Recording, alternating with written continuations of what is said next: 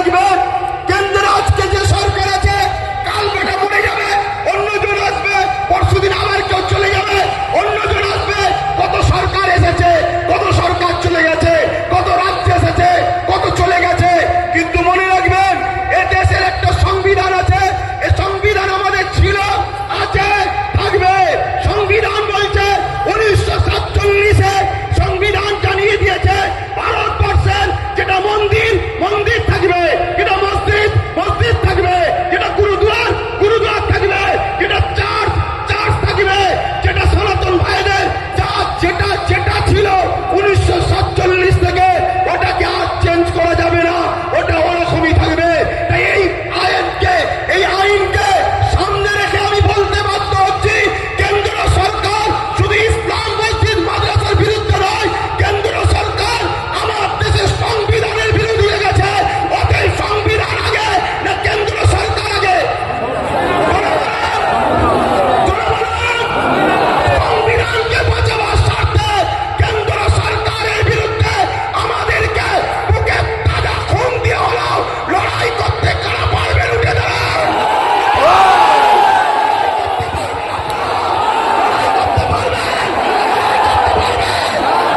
অঙ্গীকার নেন কেন্দ্র সরকারের প্রত্যেকটা কথা এই বাংলার বুকে আমরা হতে দেব না। এতে আপনারা রাজি আছেন না?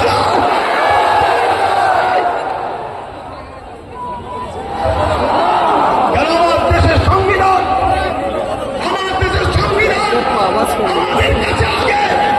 আমার দেশের সংবিধানকে যে বুড়াগুল তুলবে, আমার দেশের সংবিধানের বিরুদ্ধে যে কথা বলবে, আমার দেশের সংবিধানকে যে মিটাতে চাইবে, আমরা তাকে মূল গোড়া থেকে মিটিয়ে দেওয়া রাজি আছে। অনেক কষ্ট করে এদের স্বাধীন হয়েছে। হাজারো মুসলমান, হাজারো হিন্দু, হাজারো আদিবাসী, হাজারো দলিত, হাজারো শিখ, পাঞ্জাবিদের রক্তের বিনিময়ে এদের স্বাধীন হয়েছে। অতএব সেই দেশের সংবিধানকে নিয়ে আজকে তুই হতে পার প্রাইম মিনিস্টার, কিন্তু তোমার অধিকার নয় আমার দেশের সংবিধানের উপরে হাত দিতে পারে। ঠিক না বেটি? এখানে আর একটা ছোট্ট কথা বলবো। আজ গাড়ি বুঝাই করে করে সুলতানে হিন্দের দরবারে যান আপনারা। কি গো, জানতো নাকি? ছোট কথা বলবো।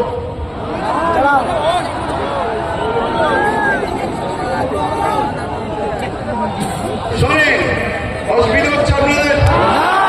আমি আন্দোলনে নামিনি, নেমেছি যখন এর সাত শেষ দেখে ছাড়বো। কিন্তু আছেন তো নাকি? আছেন তো নাকি? মনে রাখবেন। আচ্ছা, এই আন্দোলনটা করবেন কার সাথে? না, এই আন্দোলনে কাদেরকে সাথে আন্দোলন করবে বলুন? কাদেরকে? বিগত ৭৭ বছর যারা ছেড়ে গিয়েছে তাদের ঘরে? আরে খাওয়া তো শিখালো ৭৭ বছর ধরে তারা। একটা ছোট্ট কথা বলি শুনেন। পাড়ায় চোর পড়েছে, শুনছেন তো? পাড়ায় চোর পড়েছে, সবাই বলছে চোর ধরো চোর ধরো চোর ধরো। ওই ভিড়েতে চোর ঢুকেছে, বলছে চোর ধরো চোর ধরো চোর ধরো। শুনছেন না শোনেন? আমরা কতটা নসিব ফাটা দেখুন। আমাদের নিজেদের কর্মের জন্য আমাদের সংখ্যালঘু মন্ত্রীকে, যে কিনা মুসলিম নয়, শুনছেন না নাকি? আমাদের অকাল নিয়ে বিরোধী দল নেতা হয়ে চিল্লাবে কে? যে কিনা মুসলমান নয়। আজকে বুকে হাত দিয়ে বলুন, আব্বাস সিদ্দিকীকে আজকে মনে পড়ছে না? বলে নেই কখনো ইরা কারো কাছে মাথা নত করতে সেখানে সংখ্যা কম হতে পারে, অস্ত্র নাও থাকতে পারে, রাজপাওয়ার নাও থাকতে পারে। ব্রিটিশকে তাড়াবার পিছনে ৯০,০০০ প্লাসের মধ্যে ৩ ভাগের ২ ভাগ আমাদের জান দিয়ে আছে। ব্রিটিশ কিভাবে তাড়াতে হয়েছে ওটা আমরা খুব ভালোভাবে জানি। সাদা চামড়াকে তাড়াবো, কিন্তু আমাদের ঘরে জানতে হবে ওয়াকফ কি, এটা জানতে হবে। এই ওয়াকফ হাজার হাজার বছর ধরে চলে আসছে। শুনুন একটু ভাই, আমি বুঝাতে চাইছি। আর যদি বলেন যে না দু চার কথা বলে দিয়ে ছেড়ে দেন তো ছেড়ে দিচ্ছি। না না বলেন। তাহলে একটু বুঝুন, আমাদের হাজার হাজার বছরের পূর্বপুরুষরা মুসলিম সমাজের বিকাশের জন্য, মুসলিম জাতির উন্নতির জন্য তারা তাদের মেহনতের উপার্জনের অর্থ সম্পদকে আল্লাহর রাহে দান করেছে। সেই সম্পদ টোটাল ভারতবর্ষে অনেক খাতা কলমে পাওয়া গেছে 27 লক্ষ বিঘে সম্পদ। কত? 27 লক্ষ বিঘে সম্পদ, কম বেশি। এই সম্পদ কি কাজে লাগবে? যিনারা দান করেছে মসজিদ, মাদ্রাসা, ঈদগাহ, খানকা, কবরস্থান, এক কথায় মুসলিম জাতির কল্যাণ। এটা কোনো অন্য কোন সম্পদ নয়, এটা সম্পূর্ণ ধর্মীয় ও ব্যক্তিগত সম্পদ। ইসলামে যেমন নামাজ একটা পাঠ, রোজা একটা পাঠ, হজ একটা পাঠ, যাকাত একটা পাঠ, ঠিক তেমন ইসলামেরই একটা পাঠ মানুষের সেবায় দান করা। এইটা দান করেছে। এই সম্পদ দীর্ঘ বছর ধরে চলে আসছে। এই সম্পদকে ঠিকভাবে নিয়ন্ত্রণ করার জন্য, এই সম্পদকে হেফাজতে রাখার জন্য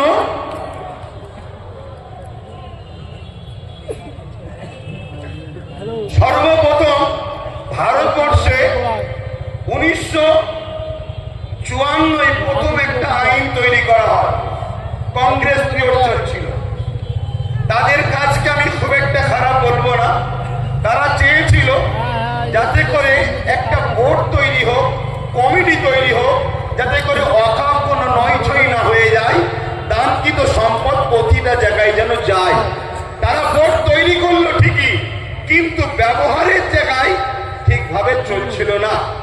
তাদের ইচ্ছা ছিল ভালো, কিন্তু কিছু অশুভ লোক ঢুকে যাওয়ার জন্য ওই ওয়াকাফের অর্থ লুট হতে শুরু হলো। তারপরে এই ওয়াকাফকে 1995-এ আরেকবার সংযোজন করা হলো, সংশোধন করা হলো। সেই সংশোধনে আরো সুন্দর করে যাতে করে এই ওয়াকাফকে হেফাজত করা যায় তার জন্য ব্যবস্থা করা হলো।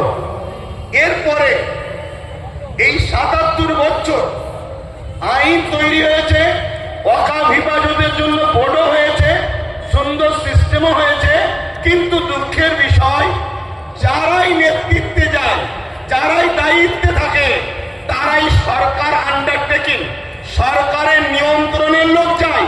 তাই 77 বছর ধরে কম বেশি সব গভর্নমেন্টই এই ওয়াকাফের টাকার মধু চেকেছে।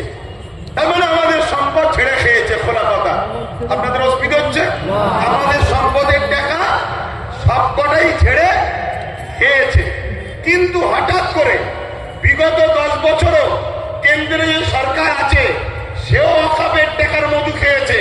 কিন্তু একটা প্রশ্ন, হঠাৎ করে এই ওয়াকাফকে কেন আইন করে নিজেদের কবজায় নিবাস ষড়যন্ত্র করছে, এটা আমাদের ভাবতে হবে।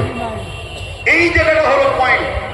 তার আগে আমি আপনাদের বলি, আমার রাজ্যে যিনি বর্তমান সরকার আছে, আমার রাজ্যে যিনি বর্তমান ক্ষমতায় রয়েছে, ইনি সাচার কমিটির রিপোর্ট অনুযায়ী আমাদেরকে কি ওয়াদা করে এসেছিল, ইনার আগে যে বাম সরকার ছিল সেই বাম সরকার নাকি 20,000 কোটি টাকা ওয়াকাফ সম্পত্তি লুটপাট করেছে। অতএব আমি যদি ক্ষমতায় আসি মুসলমানদের ওয়াকাফ উদ্ধার করে দেবো। এটা বলেছিল না বলেনি? হাত তুলে বলবেন, বলেছিল না বলেনি? হাত তুলে বলেন, বলেছিল না বলেনি? এই ওয়াদা করেছিল। আরো অনেক কথা, 10,000 মাদ্রাসা, ফুরফুরা শরীফের রেল, ইটা সিটা বাড়িতে বাড়িতে, মানে দুনিয়া যা ফেকার ফেঁকেছিল আমরা মূর্খর মতো নিয়েছিলাম। ওটা ছেড়ে দেন, আমি একটা টপিক নিয়ে আলোচনা করছি। তাহলে ইনি বলেছিলেন উদ্ধার করে দেবো, কিন্তু উনি এসেছেন 2011, আজকে 24, দীর্ঘ 13 বছর প্লাস হতে যাচ্ছে। কিন্তু দুঃখের সাথে বলতে হয় একটা সম্পদ উদ্ধার হয়নি। আমি 2013-14 থেকে আন্দোলন করছি যে ওয়াকাফকে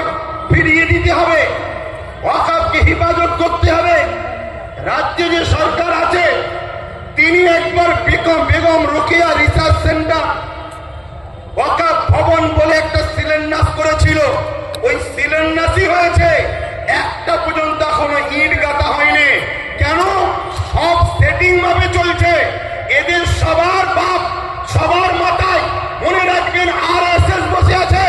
অতএব সমস্ত সম্পদকে আরএসএস এর ফান্ডে দিতে হবে, এটাই হলো ইনাদের মূল পরিকল্পনা। কেন? পুরো দেশ এখন কোন জায়গায় মোদি বসতে পারে, কোন জায়গায় শাহ বসতে পারে, কোন জায়গায় মমতা বসতে পারে, কোন জায়গায় অন্য কেউ দিল্লিতে অন্য কেউ নামে বসতে পারে, কিন্তু মনে রাখবে সবার মাথাতে এই আরএসএস বসে আছে। তাই আরএসএস এর বিনা হুকুমে এরা কখনো কিছু করতে পারবে না। তাই ওয়াকাফ ভবন তো শিলান্যাস হলো, কিন্তু টাল বাহানায় ওয়াকাফকে রেজিস্ট্রেশন করা, তুলে আনা এমন কোন ব্যবস্থা করলো না। এবং মনে রাখবেন আজকে আইন করার পিছনে উদ্দেশ্যটা কি? এই আইন করার পিছনে উদ্দেশ্য হলো, এখন দেখে দেখে অনেক বিষয় পড়তে গেলে অনেক সময় লেগে যাবে।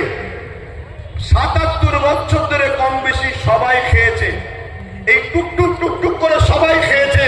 কেন্দ্র সরকার চাইছে টুকটুক করে খেয়ে লাভ নাই, সব তো আমার হাতে, সব তো আমার হাতে। প্রধানমন্ত্রী আমার, স্বরাষ্ট্রমন্ত্রী আমার, সব আমার। কোর্টকে আইন অবশ্যই সম্মানের, কিন্তু কোর্টের মধ্যে অনেক জজও আমার, লয়ারও আমার। পেশার দিয়ে অনেক কিছু করে নেব।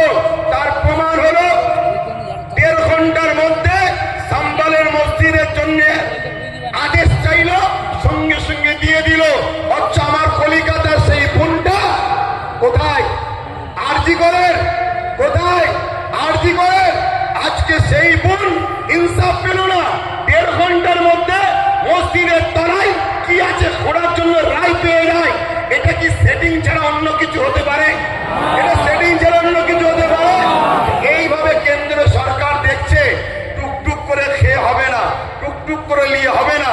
সবই তো আমার, প্রত্যেক জেলার, প্রত্যেক রাজ্যের সিএমও তো আমাদের, প্রত্যেক জায়গার ডিস্ট্রিক্ট ম্যাজিস্ট্রেট শুরু করে সব দপ্তরই তো আমাদের।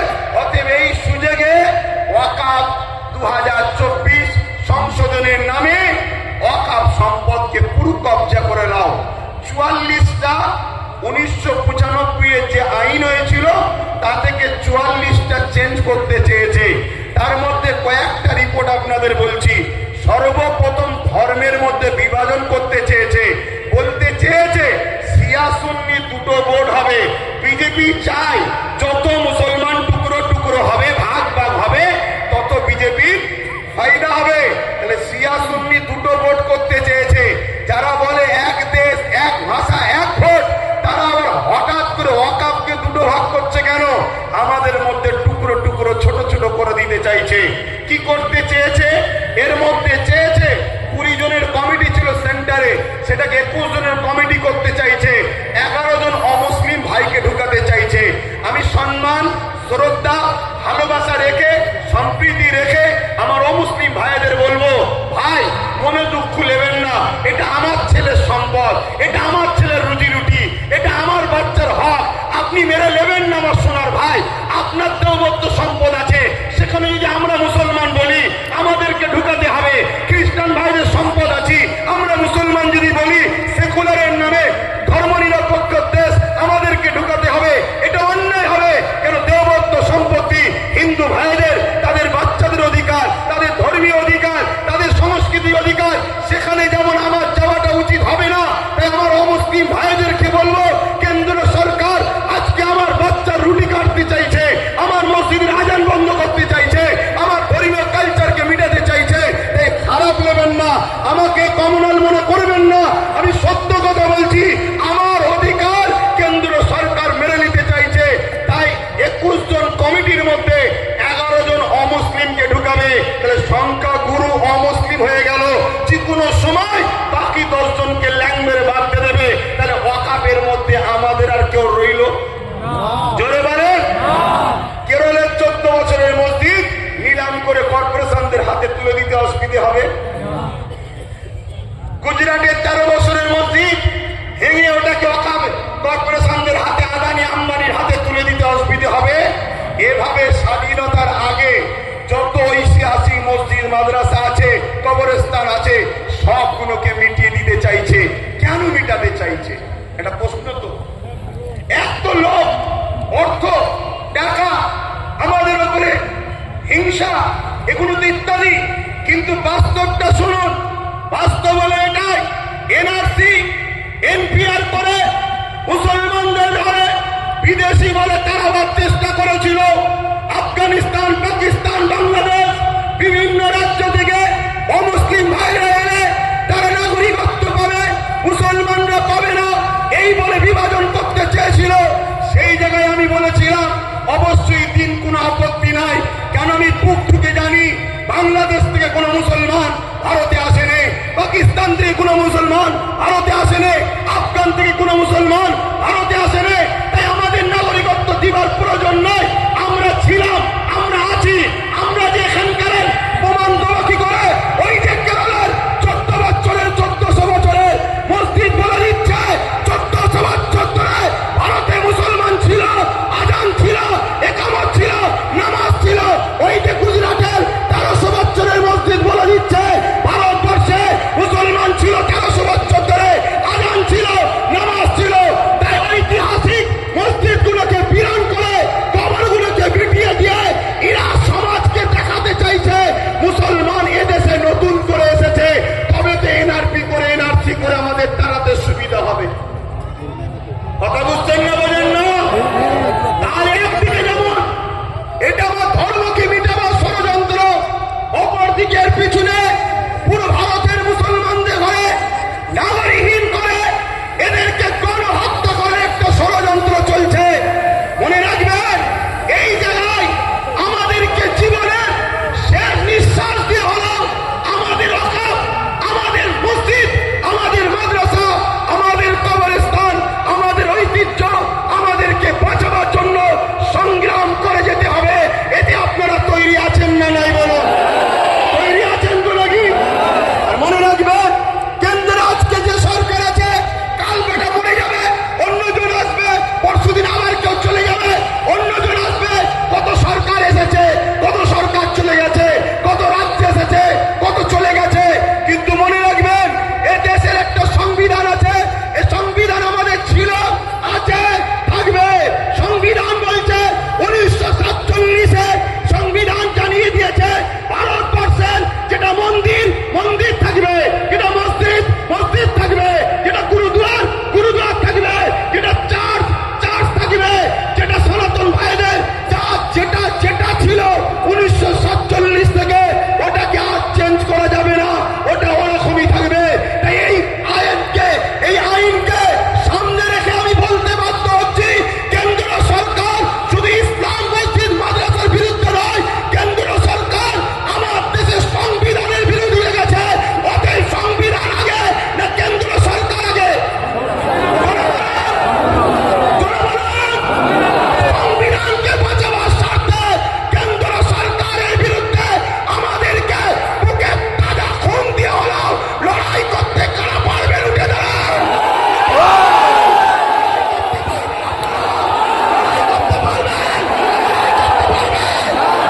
অঙ্গীকার নেন, কেন্দ্র সরকারের প্রত্যেকটা কথা এই বাংলার বুকে আমরা হতে দেব না। এতে আপনারা রাজি আছেন না?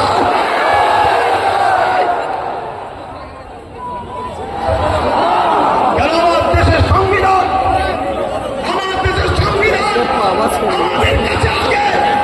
আমার দেশের সংবিধানকে যে পুরাগুল তুলবে, আমার দেশের সংবিধানের বিরুদ্ধে যে কথা বলবে, আমার দেশের সংবিধানকে যে মিটাতে চাইবে, আমরা তাকে মূল গোড়া থেকে মিটিয়ে দেওয়া রাজি আছে।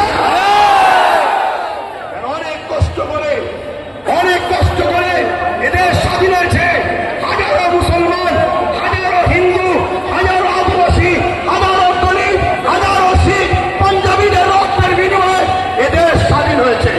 অতএব সেই দেশের সংবিধানকে নিয়ে আজকে তুমি হতে পার প্রাইম মিনিস্টার, কিন্তু তোমার অধিকার নয় আমার দেশের সংবিধানের উপরে হাত দিতে পারে। ঠিক না বেটি? এখানে আর একটা ছোট্ট কথা বলবো।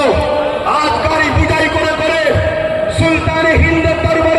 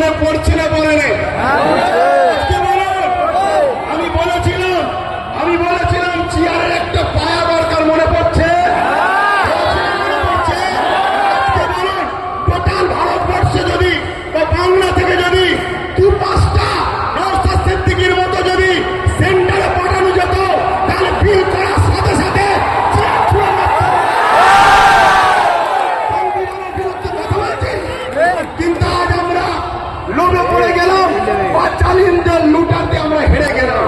কিন্তু মনে রাখবেন, এই লড়াই অনেক দিন ধরে। আগামী দিন অস্তিত্ব বাঁচাবার জন্য যেমন আমাদেরকে রাজপথে সংবিধানের অধিকার নিয়ে লড়াই করতে হবে, ঠিক তেমনই সংবিধানের অধিকার নিয়ে নিজেদেরকে বাঁচার জন্য, নিজেদের অকাপ বাঁচাবার জন্য একটা চেয়ারের পাওয়ার দরকার আছে না নাই? আমাদের ঘরে এখানেও দরকার, ওখানেও পাঠাতে হবে। যখনই সংবিধান বিরোধী কিছু কথা হবে তখনই তারা লড়বে। আজকে বলুন, আব্বাস সিদ্দিকী ভুল করেছিল? ভুল করেছিল? এই গত দুদিন আগে পার্লামেন্টে আমার পশ্চিম বাংলার বিধানসভায় ওয়াকফ নিয়ে আলোচনা হচ্ছিল। বড় বড় দাঁড়িয়ে রাখা মলিশে কলকাতায় দাঁড়িয়ে বড় বড় ফুটানি দিচ্ছিল, ওর মধ্যে ঢুকে একটা ওয়াকফের পক্ষে কথা বলেনি, একটাও কথা বলেনি। আমি আপনাকে রিপোর্ট বলে যাচ্ছি, কেন? ও যদি কথা বলে পরের বার টিকিট পাবে না, পরের বার টিকিট পাবে না। এইরকম যদি মুনাফিক মুসলমান আমাদের মাথায় বসে থাকে, তাহলে আমাদেরকে লুটবে না তো কাদেরকে লুটবে? এর জন্য আমাদের দোষ আছে না নাই? আগামী দিন বাচ্চাদের ভবিষ্যতের স্বার্থে, ওয়াকফ হলো সব থেকে বড় ইস্যু, এটা যদি মিটে যায় তোমাদের সব অস্তিত্ব মিটে যাবে। ওয়াকফ যখন থাকবে না, তুমি ভারতের স্বাধীনতার আগে দেশ ছিলে, প্রমাণ দেখাতে পারবে না।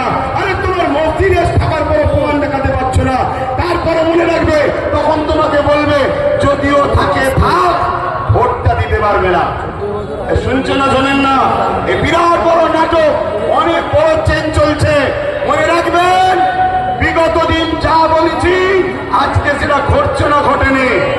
আজকে যেটা বলছি, যদি ঘুমিয়ে থাকো, অকিরাজ্য করো, তাহলে আগামী দিন কিন্তু ওগুলো ঘটবে।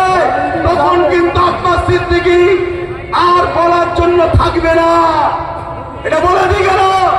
এ লড়াই আমাদের জীবন মরণের লড়াই, এ লড়াই আমাদের বাচ্চাদের লড়াই।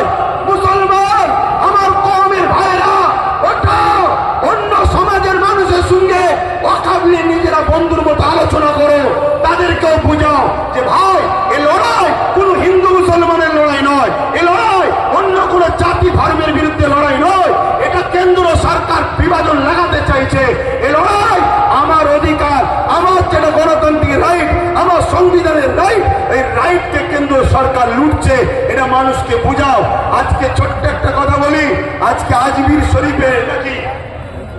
শরীফে নাকি হিন্দু ভাইদের কোন একটা বিশ্বাস, শিবলিঙ্গর কি ধর্মীয় একটা কিছু ব্যাপার আছে। আমি ভাই কারো ধর্ম নিয়ে বেশি কথা বলা পছন্দ করি না, এটা প্রেমের জিনিস। কিন্তু আমি আমার হিন্দু ভাই, সনাতনী ভাই শ্রদ্ধার সাথে জানাচ্ছি, বলুন তো ভাই, যখন খাজা গরিবের নওয়াজ হুজুরের রওজা তৈরি হয়, আজ থেকে প্রায় 800 বছর আগে, আলাউদ্দিন খিলজি তখন ছিল, তখন তো হিন্দুস্তানে হাজারো লাখো হিন্দু ভাইয়েরা ছিল, আজমিরও ছিল। কই তখন তো কেউ কথা তোলেনি যেটা আপনি শিবলিঙ্গ আমাদের তীর্থভূমি আছে, সেটাকে ভেঙে কেন আপনি করলেন? তারপরে আরো অনেক হুকুমাতরা এসেছে, কই কখনো তো কোনো হিন্দু ভাই, সনাতন ভাই আওয়াজ তোলেনি। তারপরে ইংরেজ এসেছে, আজকে আমার দেশে এই বিজেপির অটল বিহারী বাজপেয়ী সাহেব এসেছে, কই তখন তো আওয়াজ ওঠেনি। এটা শুধুমাত্র আমাদেরকে ব্রেন ড্রাইভাইড করছে, হিন্দু ভাইদের করে বোকা বানানো হচ্ছে। শ্রদ্ধার সাথে বলছি, আপনারা নিশ্চয়ই জানেন LIC কে বিক্রি করে দেওয়া হয়েছে। LIC তে চাকরি গেছে কাদের?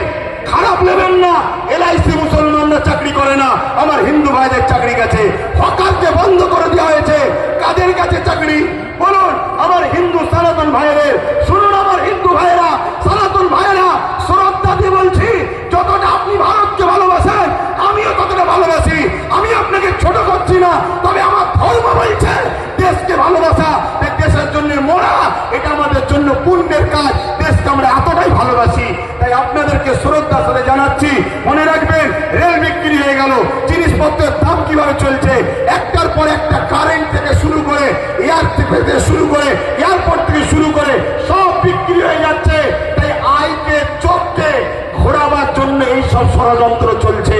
আসুন আমার সনাতন ভাই, আদিবাসী ভাই, দলিত ভাই, সাঁওতাল ভাই, শিখ ভাই, পাঞ্জাবি ভাই, ভারত আপনার, ভারত আমার, ভারত আপনার, ভারত আমার। আমি বলছি ভারত আপনার আপনার আপনার আপনার আমি আপনার ভাই, আমারও ভারত।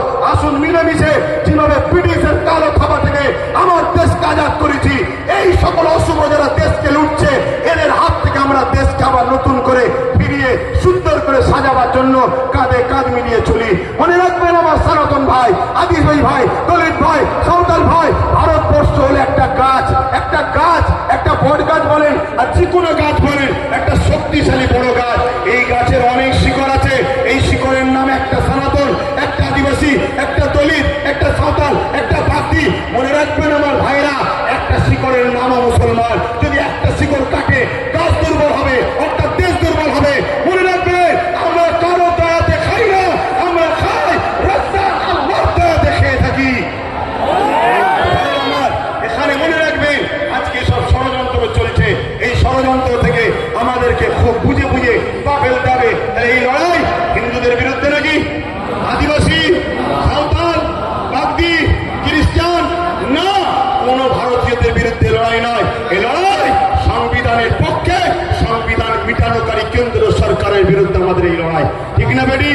আজকে রাজ্য সরকারকে এখান থেকে বলি, রাজ্য সরকারকে এখান থেকে বলি, আপনাকে 35 বা 36টা এমপি দিয়েছে আমার সরল প্রাণ ভাইরা, আমার সরল প্রাণ ভাইরা ভালোবেসে দিয়েছে, ঠিক আছে, আপনাকে বিশ্বাস করেছে।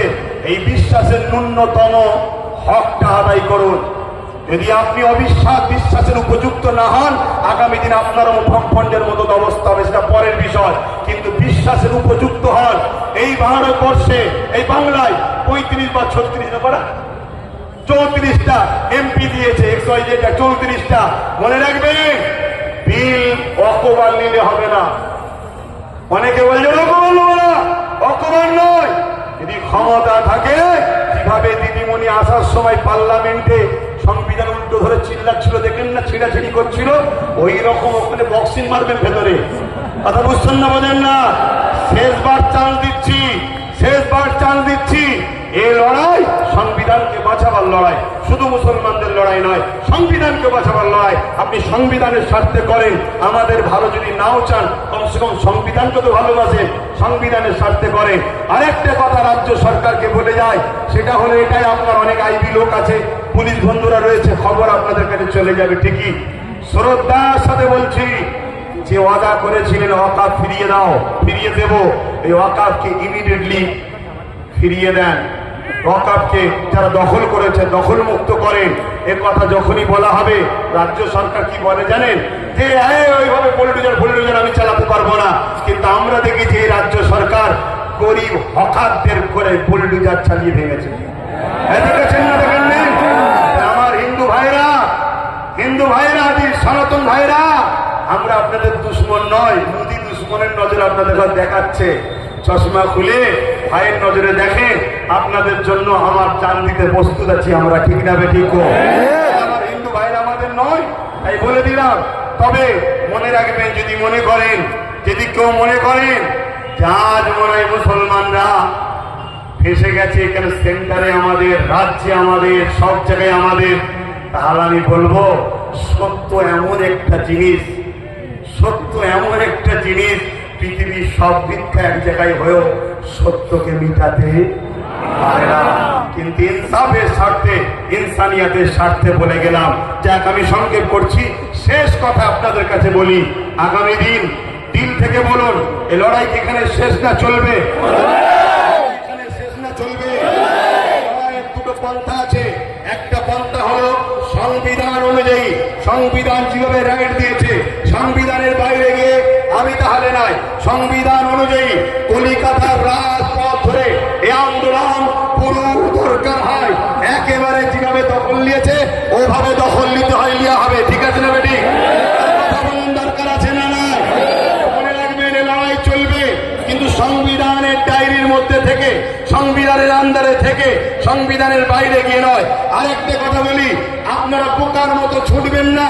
ওই যে আগে বললাম, চোর ফিরে ঢুকে বলছে চোদ্দার চোদ্দার চোদ্দার।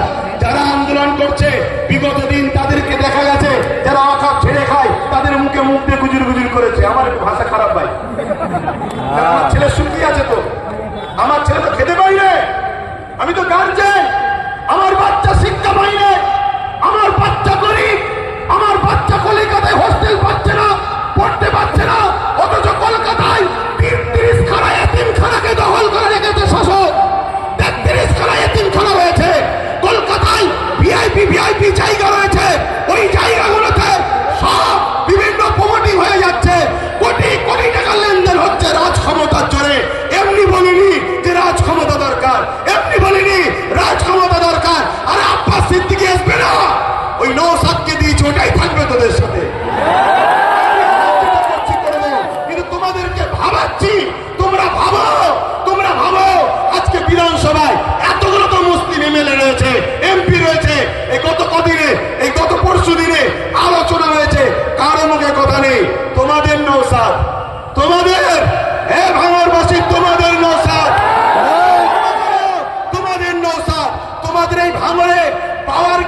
যখন তৈরি হয় 3 বিঘে অকাপ জায়গা ঘেরে নিয়েছে।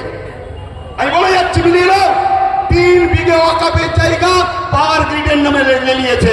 পাওয়ার গ্রিডের প্রয়োজন আছে না নয় ভাঙড়বাসী জানে, ও বিষয়ে যাচ্ছি না। আরো জায়গা আছে তো, কিন্তু অকাপ নিবি কেন? কথা বুঝে আসছে? আমি একটা ছোট্ট কথা বলবো, অনেকে বলতে পারে নওশাদ কি করলো। আমি একটা কথা বলবো, ওর আমি বড়, আমার ধর্মে হিসাব অনুযায়ী ও আমার জুতো ঘুরে দিতে হবে, ওর বড় ভাই আমি, সম্মানের দিকে। কথা বুঝে আসছে? আমি ওর নাম করতেছি। আমি একটা ছোট্ট কথা বলবো, ভাঙড়ে এয়ারপোর্টের নামে জমি নিতে গেছিল, জানেন তো? নিতে পেরেছে?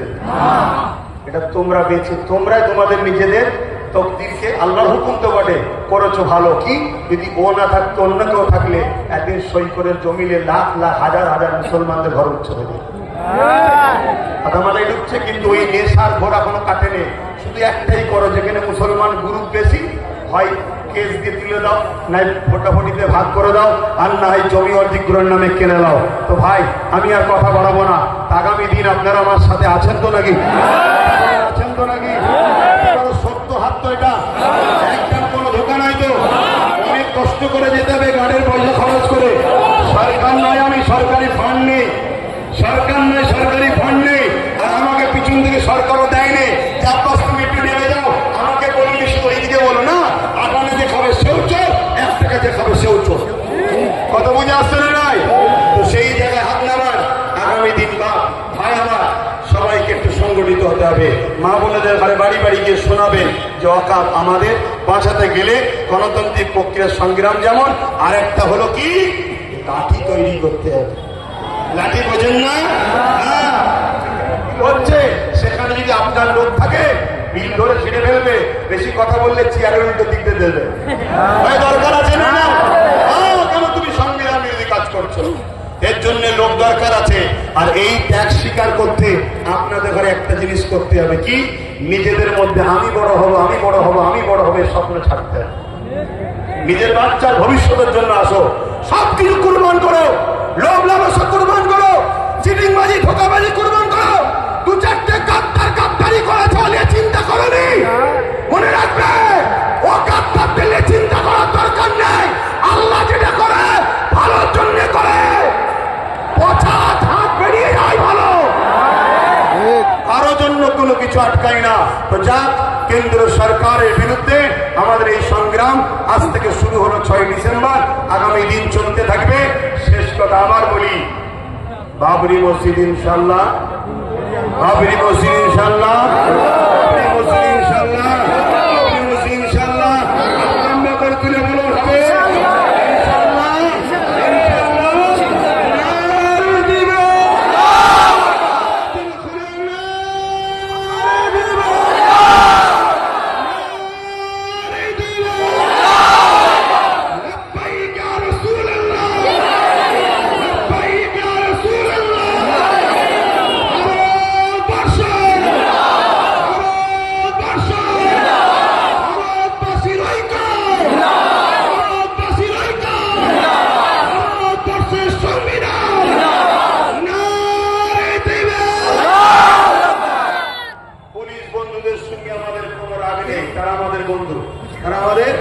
বন্ধু।